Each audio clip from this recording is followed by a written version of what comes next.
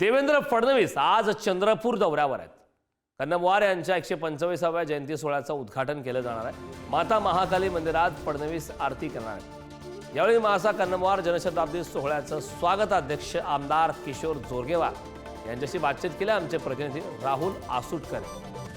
महासा कन्नमवार या ज्या रौप्य महोत्सवी शतक महोत्सव आहे त्या समितीचे जे स्वागताध्यक्ष आहे किशोर जोरगेवार आहेत, ते आपल्या सोबत आहेत। नेमकं आयोजन कसं असणार आहे भाऊ आणि काय काय रूपरेषा राहणार आहे? आज या राज्याचे यशस्वी लढवय्ये आणि या जिल्ह्याचे सुपुत्र देवेंद्रजी फडणवीस साहेब हे या ठिकाणी येतात आहे।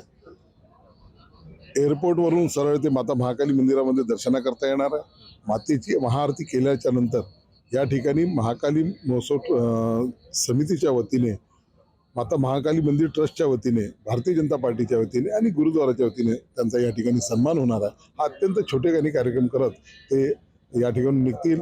महासा कन्नमवारचा जो जटपुरा गेटला पुतळा आहे त्या पुतळ्याला माल्यार्पण करतील आणि त्यानंतर जो मुख्य कार्यक्रम आहे प्रियदर्शनी सभागृहामध्ये त्या कार्यक्रमामध्ये ते उपस्थित राहणार आहेत। कोण कोण प्रमुख पाहुणे उपस्थित राहणार? त्यामध्ये माजी विरोधी पक्षनेते विजय वडेट्टीवार असणार आहेत।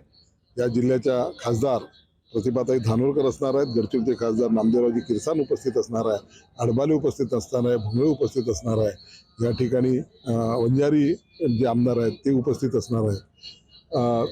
हे सर्वजण या ठिकाणी उपस्थित असणार आहे। माता महाकालीचंही वैभव पूर्ण जगामध्ये पुढे जावं, पर्यटनाच्या दृष्टिकोनातून चंद्रपूरमध्ये पर्यटक यावे या दृष्टिकोनातून 250 कोटी रुपये महाराष्ट्र शासनाने याच्याकरता मंजूर केलेला आहे। एकंदरच जो यात्रा परिसर आहे याच्या विकासाचा तो आराखडा या ठिकाणी होतोय।